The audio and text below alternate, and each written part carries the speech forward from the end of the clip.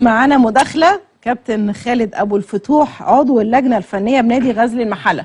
أهلا وسهلا يا كابتن. اهلا وسهلا. اهلا وسهلا. منورنا في ترند سبورتس. معانا كابتن هيثم كرشي. شرف ان مع حضرتك. تحب تقول له حاجة؟ مساء الخير يا كابتن خالد.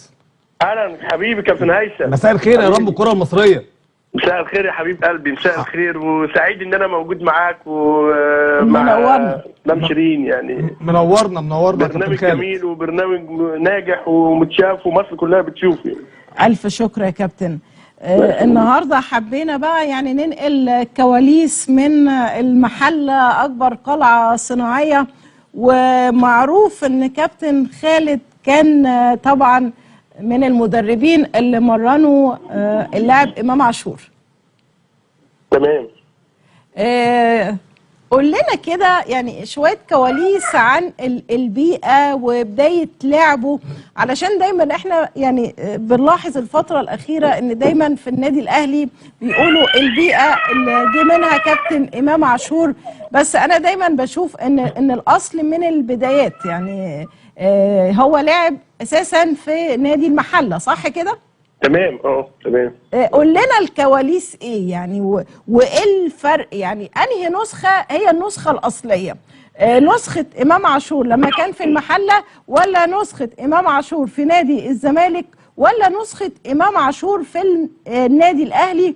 وطبعا احنا بنشوف من خلال تصريحاته ان هو شايف نسخه الاهلي بالنسبه له هي دي افضل نسخه، وهو نفسه قال اللي عايز البطولات يجي النادي الأهلي. بسم الله الرحمن الرحيم. طبعا إمام عاشور ابن من أبناء نادي غزل المحلة، ابن من أبنائي أنا شخصيا. أنا مرنت إمام من صغره، وهو من صغره كان لعيب موهوب، لعيب مهاري جدا، لعيب حريف، لعيب يعني حاجة تفرح في الكورة. ولكن مشكلة إمام من صغره ان هو كان جسمه ضعيف جدا جدا جدا، جسمه هزيل. كان عنده كرة عالية جدا جدا جدا مع الجسم القليل قوي. فكان طبعا كلنا في قطاع الناشئين، كل مدربين قطاع الناشئين نقول يا خسارة الحلو ما يكملش. لان امام حريف قوي قوي قوي قوي وضعيف قوي قوي. فطبعا كنا بنشتغل على اساس ان امام لازم يهتم بجسمه وبقوته وبتمرينه، على اساس ان هو برضه هيخش على مرحله بعد كده اللي هي مرحله البلوغ. ممكن مع الوقت ان شاء الله جسمه يقوى، ومع المهاره اللي عنده يبقى من احسن لعيبه في مصر. يعني تنبأت له بكده يا كابتن؟ انا امام من صغري كنت اقول له دايما لازم تشتغل على نفسك، لازم المهاره لوحدها مش هتوصلك، مش كفايه. شايفه كان بيشجع مين؟ لازم المهاره تحميها القوه والسرعه. امام وهو في المحله كان بيشجع الاهلي ولا الزمالك؟ نعم. امام وهو في نادي المحله كان بيشجع الاهلي ولا الزمالك؟ امام عاشور زملكاوي. زملكاوي. تمام. فالمهم انا حتى امام فاكر لي كلمه زملكاوي من صغره. امام عاشور زملكاوي؟ مش قايل لي في كلمه قلتها له من صغره مش عايز ينساها لي. قلت له امام المهاره لوحدها مش هتوصلك، لازم تشتغل على نفسك، لازم يبقى عندك قوه ولازم يبقى عندك سرعه عشان تحمي المهاره اللي عندك. وبالفعل انا مع امان ليا مرحلتين، مرحله وانا مدير فني له، ومرحله بعد 3-4 سنين بقيت رئيس قطاع الناشئين بغزل المحله.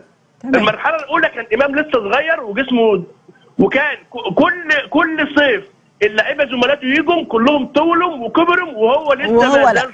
وكنت موجود لما طلع من المحله على نادي الزمالك؟ ما زال صغير. انا هحكي لك الحكايه. ما زال صغير. بعد 3-4 سنين امام ما شاء الله جسمه كبر وبقى اطول مني، وكنت انا وصلت بقيت رئيس قطاع الناشئين. كنت بلعبه مسابقه 16 و18 و20 لكفاءته، لانه كان لعيب عالي جدا ومبشر. وبعد كده الكابتن محمد فايز في الفريق الاول كان معترض على طريقه اداء امام، لانه كان يقول لي هو بيهاجم بس ما بيدافعش. شعوره كان ايه لما قالوا هياخدوه نادي الزمالك؟ ان هو يهاجم ويدافع. بعد كده راح حرس الحدود قعد هناك سنه. في الوقت اللي هو كان في حرس الحدود انا كنت ما زلت رئيس قطاع الناشئين، ورحت عملت يوم رياضي في نادي الزمالك، وكان رئيس قطاع الناشئين نادي الزمالك هو الكابتن احمد حسام ميدو. فقال لي يا كابتن خالد بصفتك ان انت رئيس قطاع الناشئين غزل المحله، في 3 اولاد من غزل المحله على رادار نادي رشح الزمالك. امام. لما رشح امام كان امام شعوره ايه وهو رايح نادي الزمالك؟ عايزه بكلمه واحده، كان شعوره ايه؟ امام نادي الزمالك كان حاطط محمد فخري ومدحت فقوسه وامام عاشور، عايز واحد من الثلاثه. فالكابتن احمد حسام ميدي بيقول لي بصفتك ان انت مدرب ال3 اولادك ومدربهم من الصغر، انت اللي رشحت له مين يناسبك؟ قلت له اللي يناسب نادي الزمالك وكره نادي الزمالك هو امام عاشور. كلمه واحده اخيره، امام عاشور كان شعوره ايه وهو رايح نادي الزمالك؟ امام عاشور طبعا انا زعلان منه، لانه طبعا طلع في برنامج ويعني اتكلم كلام ملوش لازمه على واحد من الناس اللي هي تعبت معاه وناس لا، انا عايز عقليه امام تتغير وتناسب الوضع اللي هو فيه دلوقتي. امام من احسن لعيب في مصر دلوقتي، المفروض عقليتك تتغير وتناسب عقليه النادي الاهلي. تمام طبعا لازم يكون يعني كل الاحترام للمدرب طبعا من ابو تريكه. لازم عقليتك تبقى عقليه احترافيه. كل الاحترام ليك يا كابتن، ان انت النهارده احسن لعيب في مصر. كل الاحترام ليك ان انت طبعا مرنته وكنت يعني سبب بعد ربنا سبحانه وتعالى دخوله نادي الزمالك. انا عايزه كلمه برضو اخيره، امام كان شعوره ايه وهو داخل نادي الزمالك؟ طبعا امام كان فرحان جدا جدا انه كان فرحان جدا جدا. بشكرك يا كابتن. امام هقول لحضرتك على حاجه، نجوميه امام في نادي الزمالك اعلى، بس في حاجه امام عنده مشكله انه لعب في نادي المحله ما بيذكرش نادي المحله، ونادي المحله لا طبعا كلنا نعرف ان بدايات امام عاشور من نادي المحله. راح الاهلي ما بيذكرش الزمالك. كلنا نعلم ذلك يا كابتن. الناس او النادي اللي له خير عليا. كلنا نعلم ذلك. بشكرك كابتن خالد ابو الفتوح. طبعا لازم طبعا المدرب اللي